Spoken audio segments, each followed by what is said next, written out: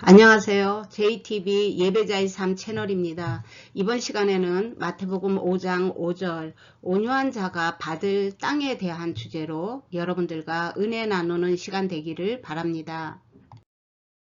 본문 말씀 마태복음 5장 5절 온유한 자는 복이 있나니 그들이 땅을 기업으로 받을 것이요 라고 하고 또 예수님이 이 말씀을 인용한 시편 9절이 있습니다. 시편 27편 11절에 온유한 자는 땅을 차지하며 풍성한 화평으로 즐거워하리로다. 성경에서 말하는 이 온유한 자는요, 예수님과 모세밖에 없습니다. 예, 모세와 예수님에 대한 글도 한번 보면 민수기 12장 3절에 이 사람 모세는 온유함이 지면의 모든 사람보다 더하더라. 또 마태복음 11장 29절에 나는 마음이 온유하고 겸손하니 나의 멍에를 메고 내게 배우라. 그러면 너희 마음이 쉼을 얻으리라.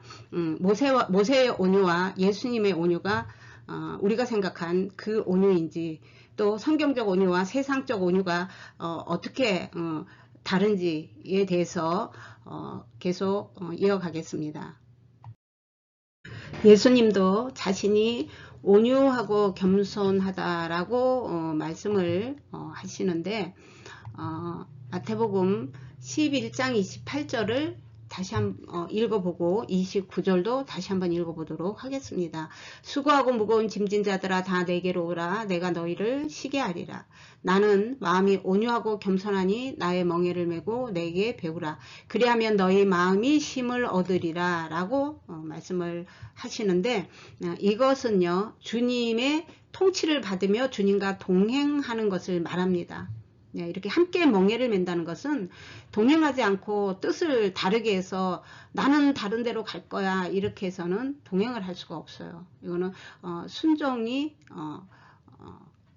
동반되어야 되는 동행입니다. 그래서 예수님의 멍에를 함께 매게 하심으로 예, 우리를 하나님이 거하시는 집으로 만들어 가시려는 거예요. 하나님의 나라가 우리의 심령 안에 세워지는 그 땅, 예, 그 땅을 말하는 것이고요. 하나님의 기업이 되게 하는 거예요. 예, 이 땅에 대한 이야기를 뒤에 가서 더 자세히 하도록 하겠습니다. 그래서 이 예수님의 멍에는요, 하나님의 뜻을 따라 성취하려는 구속사를 이루는 게 예수님의 멍에입니다. 이 멍에를 같이 맨다는 얘기는 예수님의 제자의 길이에요. 동행의 길입니다. 그래서 예수님은 하나님의 뜻에 따라 우리의 멍에를 대신 짊어지시고 그리고 우리에게는 예수님의 멍에를 우리에게 지우려고 하시는 것이에요. 그러므로 예수님의 멍에는 바로 십자가라고 할 수가 있습니다. 요한복음 14장 6절을 보면요. 예수께서 이르시되 내가 곧 길이요 진리요 생명이니 나로 말미암지 않고는 아버지께로 올 자가 없느니라 라고 말했습니다. 이 이야기는 예수님의 바로 멍에는 구속사이고 그 구속사는 우리를 아버지께로 가서 아버지의 자녀가 되게 하는 멍에란 말이에요. 그리고 이 길은 예수님 밖에는 아버지께로 갈 수 있는 길은 예수님밖에 없다는 얘기예요. 그 십자가밖에 없다는 얘기고 예수님이 말씀이 돼서 육신이 돼서 오신 바로 그 길, 그리고 그게 바로 진리의 길이고 영원히 살 수 있는 생명의 길이라는 이야기가 되는 겁니다. 그래서 하나님으로 인도하는 길이 진리이며 말씀이 되는 거예요. 아버지께로 인도하는 생명을 살리는 길, 바로 예수님의 멍에라고 할 수가 있습니다. 말씀 고린도 후서 6장의 14절을 보면 믿지 않는 자와 멍에를 함께 매지 말라라고 되어 있습니다. 예, 믿지 않는 자와 동일한 천국을 향한 길을 갈 수 없다. 라는 말씀이죠. 그래서 이 참된 온유는요, 하나님의 통치 안에 스스로 자신을 높이지 않는 것이에요. 그리고 말씀에 순종하는 것이라고 할 수가 있습니다. 계속해서 예수님의 온유에 대해서 이어가도록 하겠습니다. 마태복음 21장 12절 23절에 예수께서 성전에 들어가사 성전 안에서 매매하는 모든 사람들을 내쫓으시며 돈 바꾸는 사람들의 상가, 비둘기 파는 사람들의 의자를 들러 엎으시고 그들에게 이르시되 기록된 바 내 집은 기도하는 집이라 일컬음을 받으리라 하였거늘 너희는 강도의 소굴을 만드는 도다 라고 말씀을 하시는데, 우리가 생각했던 그 온유와 많이 다르죠. 거룩한 분노라고 하는데요. 온유가 이렇게 어려운가 라고 생각하시는 분들도 계실지 모르겠어요. 바로 그게 성경의 매력입니다. 성경이 숨기고 있는 마치 땅에 감추인 보화와 같아요. 세상의 관점으로는 잘 찾아내지 못하는, 깨닫지 못하는 그러한 내용들이 성경에 많이 있습니다. 예수님도 그 비슷한 얘기를 비슷하게 또 말씀을 하셨고요.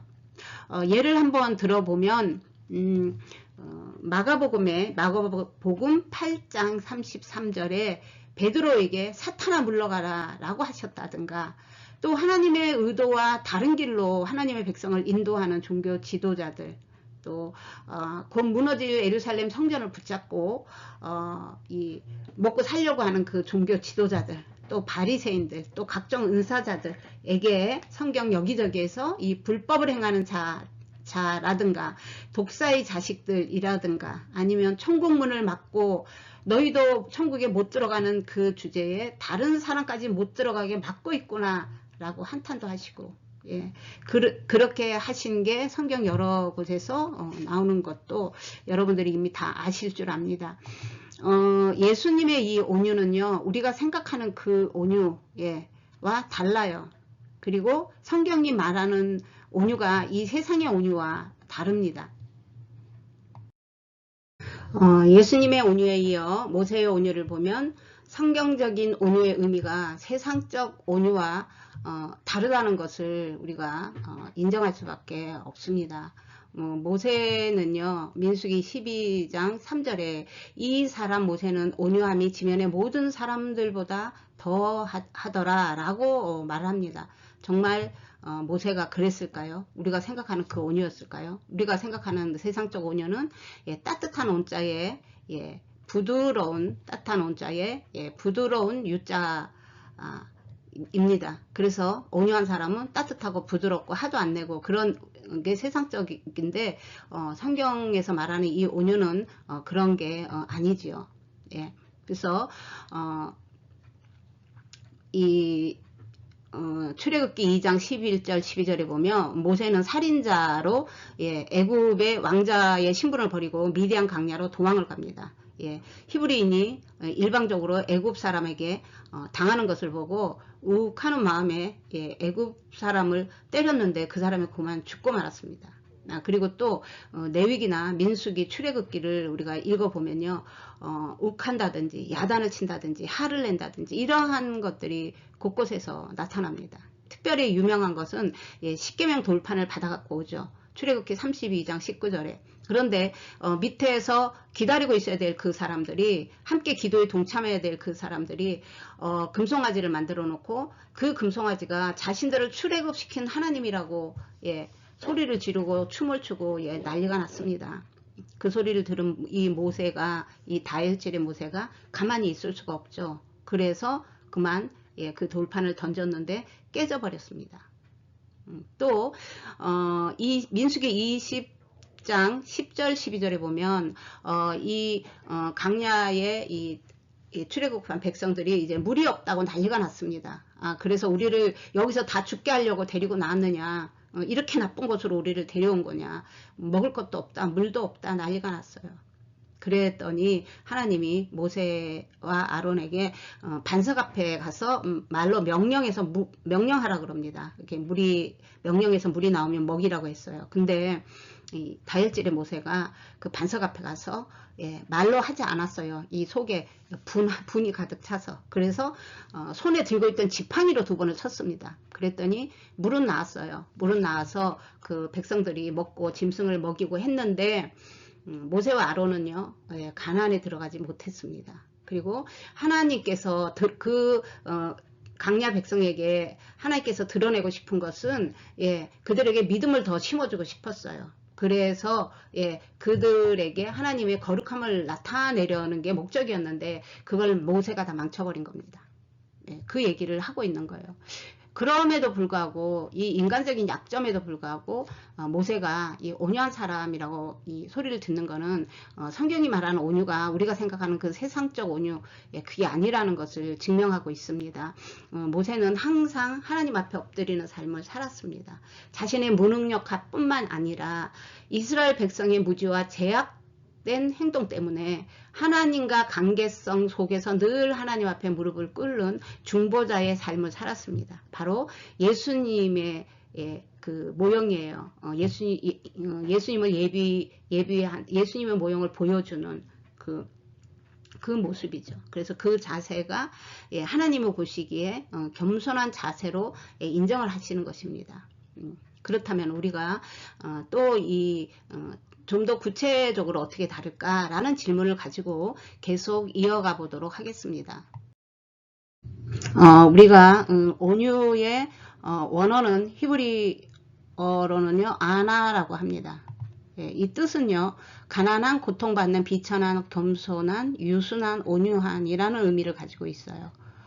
그래서 이것을 동사로 볼 때 남을 압제하다, 괴롭게 하다, 힘들게 하다 등의 의미를 가지고 있는데 이 뜻을 좀 더 설명하기 위해서 말씀을 한 구절 보도록 하겠습니다.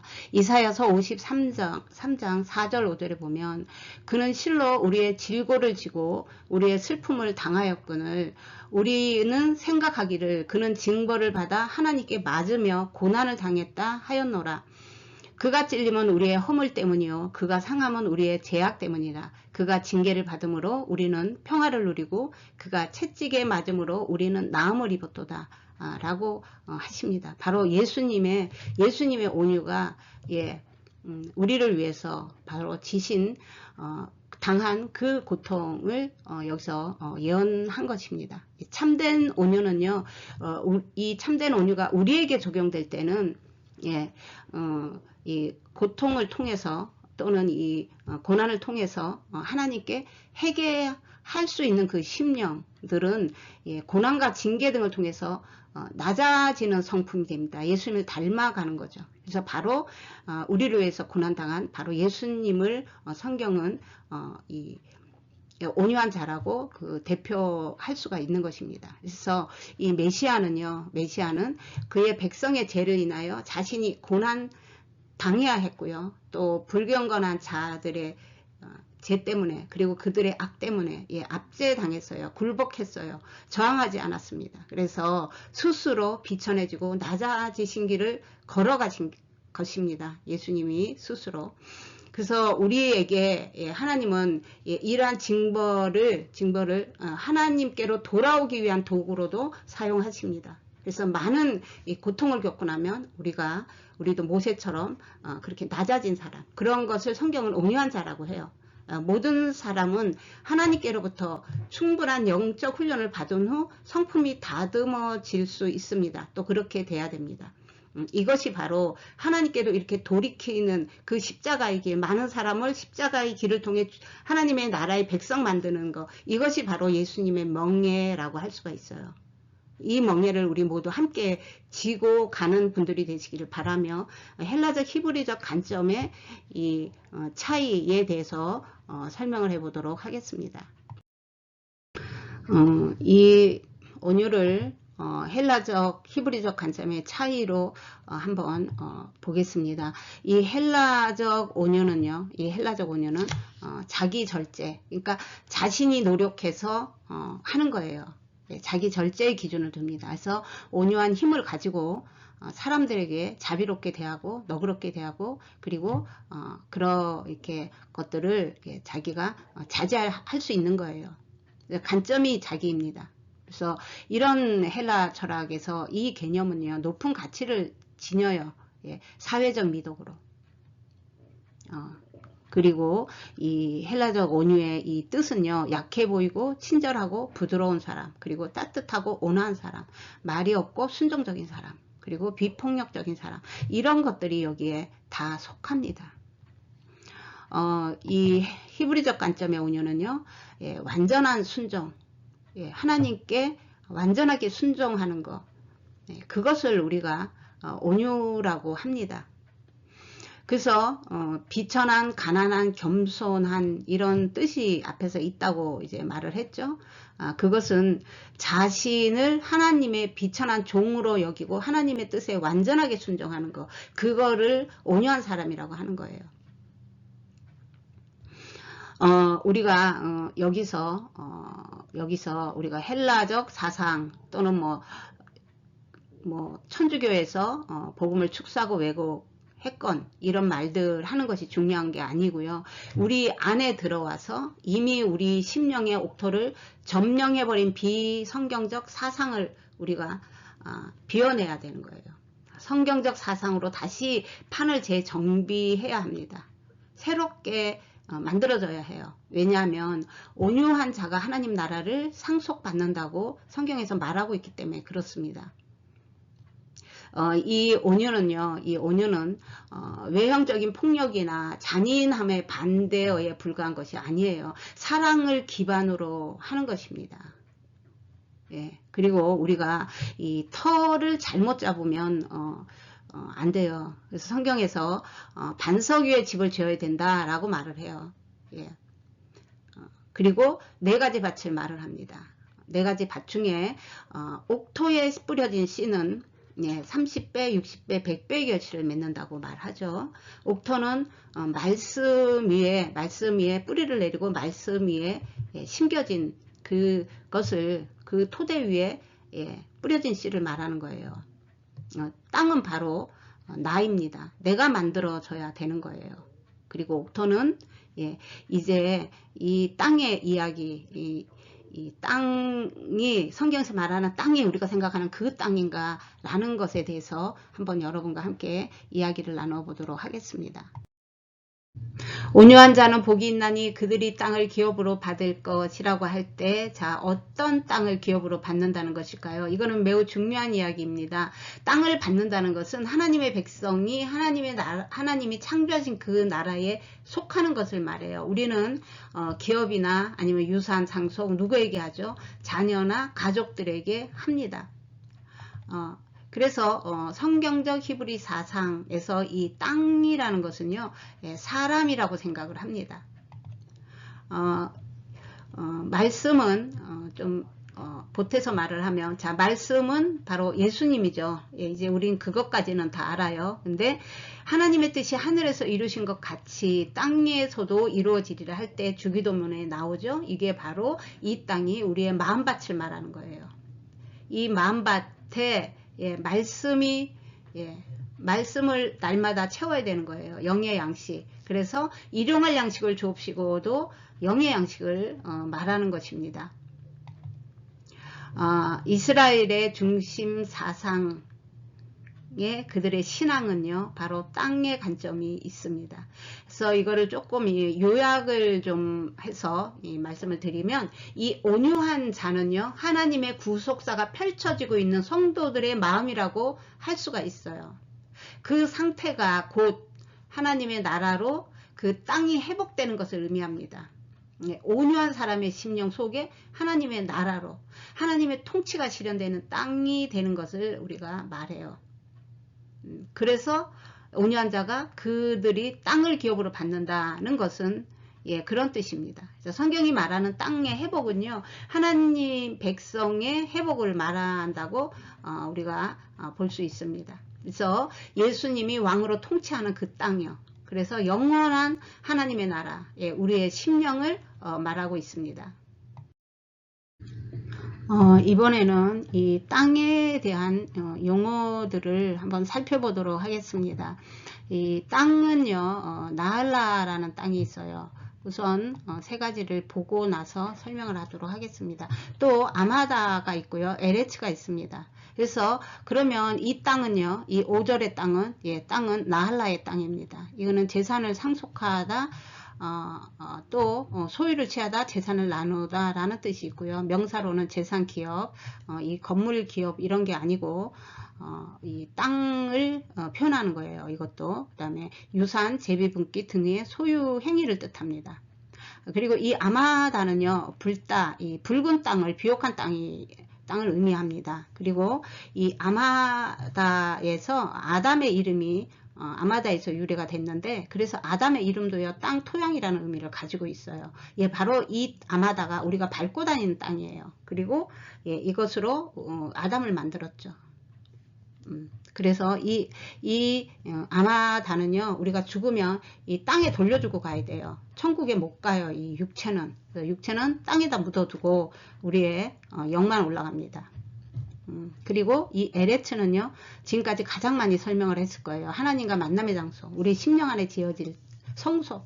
그래서 주기도문에서도 일용할 양식을, 날마다 일용할 양식을 주옵시고, 이거는 영적인 양식을 말하는데, 하늘에서 뜻이 이루어진 것처럼 이 땅에서도 이루어지게 하옵소서. 이것은 하나님께서는 이미 완성이 되었는데 우리의 심령 안에서는 계속 이루어 가야 되는 거잖아요. 그 마지막 때 완성이 되는 거니까. 그래서 이것을 심령 안에 영과 혼의 자리, 그것을 에레츠의 땅이라고 말합니다. 또 이 나할라는 이 용어는 기본적으로 아버지께 받는 재산을 가리켜요. 그러나 포괄적인 의미는 하나님의 백성에 대해서 하나님이 주시는 그 순종에 대한 보상 혹은 선물이란 뜻이 내포되어 있습니다. 이것은 예수님을 믿음으로써 예수님과 관계가 된 그 관계 안에서 받게 되는 천국의 기업입니다. 영원한 기업이에요. 이 땅에서가 아니고, 이 땅에서는 만들어지고, 그 다음에 하나님, 우리 심령 안에서 이 성전이 만들어지고, 그 다음에 하나님 나라에 가서 받을 바로 그 땅을 말하고 있습니다. 그래서 성경은 토지가 하나님께 속했다라고 말해요. 그래서 이 토지를 우리 한글 성경에 땅이라고 번역이 되어 있어요. 그래서 전부 다 땅이니까 뜻은 다른데 우리는 그냥 우리 생각으로 땅을 받는다니까 이게 좋은 거예요. 이 팔복이 좋은 거예요. 근데 그런 뜻이 아니라는 것은 이제 우리가 알게 됐죠. 시편 37편으로 말씀을 정리하도록 하겠습니다. 우리가 복에 대해서 세 가지 용어가 있고 그 뜻들을 살펴봤는데, 시편 37편을 읽으면서 여기서 말하는 이 땅은 어떤 땅인가도 한번 봤으면 좋겠어요. 이 37편 9절에 대저 행악하는 자는 끊어질 것이나 여호와를 소망하는 자는 땅을 차지하리라. 11절에는 온유한 자는 땅을 차지하며 풍성한 화평으로 즐거워하리로다. 주의 복을 받는 자는 땅을 차지하고 주의 저주를 받는 자는 끊어지리로다. 29절에 의인이 땅을 차지하며 거기서 영원히 살리로다. 마지막으로 34절에 여호와를 바라고 그의 도를 지키라. 그리하면 내가 땅을 차지하게 하실 것이라. 악인이 끊어질 때에 내가 똑똑히 보리라. 이 땅들은 어떤 땅을 말하는 것일까요?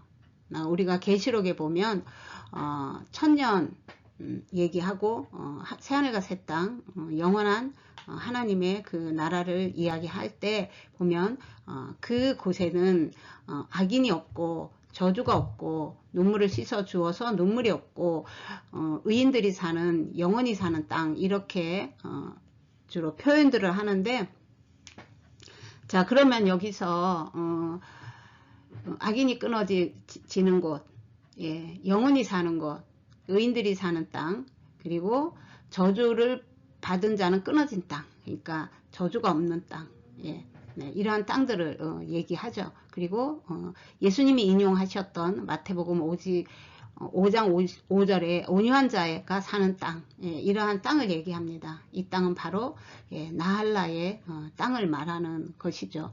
이 성경에는 땅에 대한 이야기가 진짜 많아요. 근데 특히 마태복음에만 45회 정도를 언급합니다. 바로 이 천국의 기업은요, 하나님의 뜻에 순종하고 하나님의 성품에 참여하는 온유한 자에게 주어질 땅이에요. 그 땅이 바로 예, 나할라의 땅이에요. 그래서 우리가 이 에레츠의 땅, 예, 우리 마음 안에 지어지는 성전, 예, 바로 영과 진리의 말씀으로 이루어질 그곳, 예, 그 에레츠의 땅의 축복을 계속 주님 안에서 누려야 되는 거예요. 예, 그런 사람들이 이제 천국에 가서 받을 기업이에요. 바로 나할라의 땅을 말하고 있는 것입니다. 그래서 우리 모두에게 에레츠의 땅의 축복과 나할라의 땅의 축복이 임하기를 바랍니다. 그리고 산상수훈 예, 팔복 네 번째 시간을 여기서 마치고 이제 5장 6절에 의에 줄이고 목마른 자가 받는 축복으로 다시 뵙도록 하겠습니다.